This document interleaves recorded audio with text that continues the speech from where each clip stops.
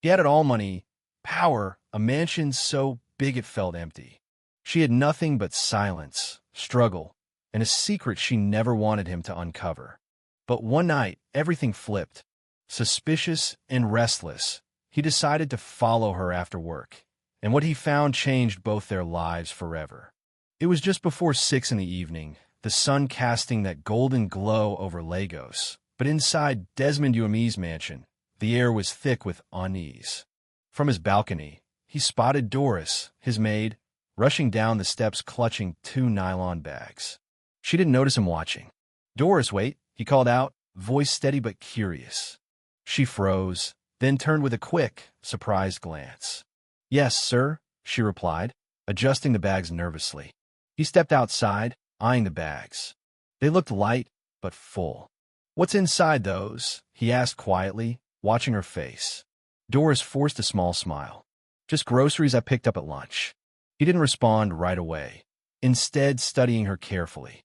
"You've been leaving early a lot," he said, voice low but sharp. "Always saying it's your mother that she's sick." She nodded quickly, almost too quickly. "Yes, sir. I'm trying my best." But then Desmond's tone hardened. "I heard you on the phone yesterday, Ebo. You mentioned urgent money. Where are you hiding, Doris?" Her fingers tightened around the bags, eyes blinking fast.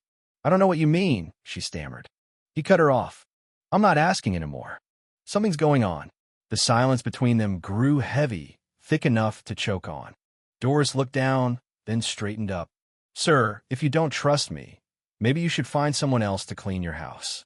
And just like that, she turned and walked away, her sandals clicking softly on the pavement. Desmond stood frozen, jaw tight, hands in his pockets. Inside the vast mansion, silence screamed louder than usual. He poured whiskey but couldn't drown the unease. Years of betrayal had taught him one thing: money attracts enemies. Even Doris, quiet and polite, seemed to be hiding something. He hated mysteries. That night, he couldn't sleep. Sitting in his study, bathed in the blue glow of his laptop, he pulled up Doris's file. 27 years old, from Enugu, working for him 8 months. References checked, ID verified, but her evenings? Blank. Early departures, weekend absences, no explanations. Too neat, too simple. He sighed. Earlier that week, rain soaked Doris to the bone. When she hung her coat, he found a crumpled bank slip in the pocket, 200,000 naira, transferred to an Enugu account. The name? Yomaizi. His chest tightened. Her mother? Was she telling the truth, or hiding more? Tomorrow, he'd ask, but he already knew she wouldn't answer straight. Friday evening came. Doris finished mopping the dining room floor and quietly told him, "Sir, I'm leaving now. My mother has a hospital checkup, and I've got things to handle." He nodded, calm, but as she stepped out, something inside him stirred. He grabbed his keys. 15 minutes later, Desmond sat in a black SUV down the street, eyes on Doris as she hurried along with purpose, small bag in hand. No cab, no ride hail. Instead, she boarded a yellow Danfo bus headed toward a Jigenlafar from his wealthy neighborhood. Desmond followed, blending into the traffic's chaos. Hawkers shouting, smoke curling from roadside grills, heat thick in the air. The bus stopped in a crowded street lined with faded signs. Doris got off and walked into a worn building with a peeling sign. Umone Learning Center evening classes and food support. Desmond parked across the street and waited. Inside, through the dusty windows, he saw her. Not cleaning, not hiding, teaching. She stood at the front of a small classroom, smiling gently as she guided a group of adults through basic English phrases. "How are you?" she said slowly, pointing to the chalkboard. The students repeated, accents thick but eager. Doris laughed, softly, a kind of laugh Desmond had never heard in his mansion. When an elderly man stumbled over the word hospital, she knelt beside him, gently correcting, patient, kind. Watching her, something inside Desmond shifted. This wasn't a secret lie fight, was sacrifice. Every night after work, she gave her time, energy, and heart to people with almost nothing. And here he was, suspecting theft. Back at home, guilt gnawed at him. He researched the center barely surviving, Rent overdue, classes in borrowed spaces, no sponsor, volunteers paying out of pocket. Doris was listed as a lead volunteer, unpaid, juggling 3 jobs. His maid supermarket cashier on weekends and teacher at night. He called his assistant, David. Find out everything about Omune Learning Center debts, running costs, how many people they serve. David was surprised. Boss, you okay? Desmond's voice was quiet. No, but I want to be. The next morning, the report confirmed it all. The center was struggling, yet Doris kept pushing, living 2 worlds luxury and silence in his mansion, hardship and hope in the community. 3 days later, Desmond found Doris quietly cleaning the kitchen. He rarely came down so early, but today he did. Good morning, Doris, he said softly. She turned, surprised but polite. He didn't leave right away. Sit for a moment. I want to talk. She hesitated but nodded. Across the table, Desmond looked her in the eyes. I know about the learning center. Doris froze. Sir, I don't know what you mean. I followed you, he admitted, ashamed. I didn't trust you. I thought you were hiding something, but not what I expected. Her eyes filled with tears. You followed me? He nodded. I saw you teaching, feeding people, smiling like I've never seen before. I didn't know that side of you. She looked down, trembling. I wasn't hiding it. I just didn't think it mattered. It matters, Desmond said. Silence settled, but it wasn't heavy, just honest. I read about the center. I know you work 3 jobs just to keep it alive. Doris wiped her eyes. Most of them never had a chance to learn. They're proud. They want to speak English to work, see doctors, feel like they belong. He said nothing, just listened as she spoke with a cracked voice. Sometimes I use my salary to buy bread and fruit for them. I don't have much, but I can't walk away. Desmond's heart clenched. Years of guarding himself, walls built around trust, all fell away in that moment. You've given more than most people with 10 times your salary, he said softly. She looked up, startled. Sir, call me Desmond, he smiled. She smiled back, shy but warm. Then came the twist. 3 days later at the center, Madame A.O., the coordinator, burst in holding a bank statement. 5 million naira. An anonymous donation came this morning. Doris froze, eyes wide. 5 million, she whispered, trembling. The room filled with joy. Plans to fix the roof, new textbooks, computers, food, stipend for teachers, all suddenly possible.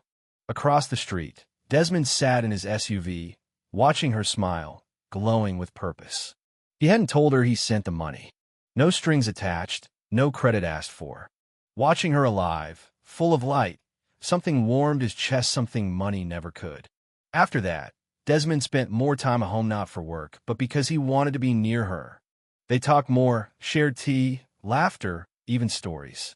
One morning, he found her writing at dawn her thesis, no less. Invisible Brilliance: Why Skilled Nigerians from Rural Areas Are Forced into Survival Jobs in the City. She spoke about friends who lost their dignity, forced into menial jobs despite talent and training. Desmond listened, moved by the fire burning quietly inside her. You're not just helping people, he said. You're trying to change the system. She smiled, hopeful but wary. Then came his offer. I run a foundation focused on education and youth development. I want you to lead community outreach. Full-time, with a salary to support your mother, your studies, and the center. She was torn, afraid to leave the front line, afraid of betraying the family they'd built at the center. It's not one or the other, he said. You do more good with more resources. She asked for time, but time brought distance. The warmth faded into polite nods. Desmond felt the cold absence deep in the bones of his big house. Until one Friday, Doris knocked, handing her resignation. I want to focus on the center. He swallowed hard but nodded. Thank you for believing in me, she whispered.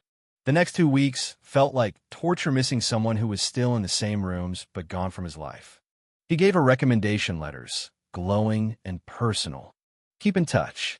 She nodded, heart full. 3 months passed. Desmond buried himself in work, but missed her every day the way she hummed, moved, cared. Then came the invitation, the Learning Center's annual gala, honoring Doris as Volunteer of the Year. He hesitated, but decided to go. The center was transformed bright murals, fairy lights, laughter in many languages. Doris moved gracefully, radiant. When she saw Desmond, breath caught. On stage, she accepted her award, spoke from the heart. I never thought service would lead me here. This isn't just my award, it's ours. Desmond clapped, pride swelling quietly. Later, standing near the door, he told her, You deserve every bit of that. She smiled but trembled. Thank you for coming. Then, in the hush of the night, Doris confessed her mother was healed surgery paid by an anonymous donor. The center's biggest donation came the same week, also anonymous. She didn't know who gave it, but wished she could say thank you. Desmond stepped forward, voice trembling. It was me. I followed you that night, saw the center, saw you. I was wrong about everything. Tears welled in her eyes. You did all that and never told me. I wanted to help, to do something that mattered. Why tell me now? Because I couldn't pretend anymore. I cared, Doris, more than I knew. She was afraid to accept help. It felt like a trap. I'm not here to control or take credit, he said. You changed me. His world was empty before, but she showed him what life could be. She looked away, hugging her award. I was afraid if I let you in, I'd lose myself. He stepped closer. And now, I'm afraid if I don't, I'll lose you. He smiled, hopeful. Then let's figure out together. Months later, the wedding took place at the center. Broken walls painted soft white, students' murals brightening every corner. Doris, in a dress passed down from her grandmother, walked down the aisle surrounded by the community they'd built, market women, tech execs, elders, children, all there to celebrate. Her vows. I thought I had to carry everything alone, but you showed me love as a hand to help carry it. His wealth is not in bank accounts, but in the lives we live. I promise to be your teammate, protector, and partner. The crowd cheered, the center reborn, and Mama A.O. smiled, peace in her eyes. A year later, Desmond and Doris hadn't slowed down. They launched the Ezzy Oper Foundation, blending their roots and dreams, literacy, social services, support for the underserved. Desmond handled funding and strategy. Doris trained teachers, spoke in villages, sat with grandmothers, telling everyone, you are seen. You're needed.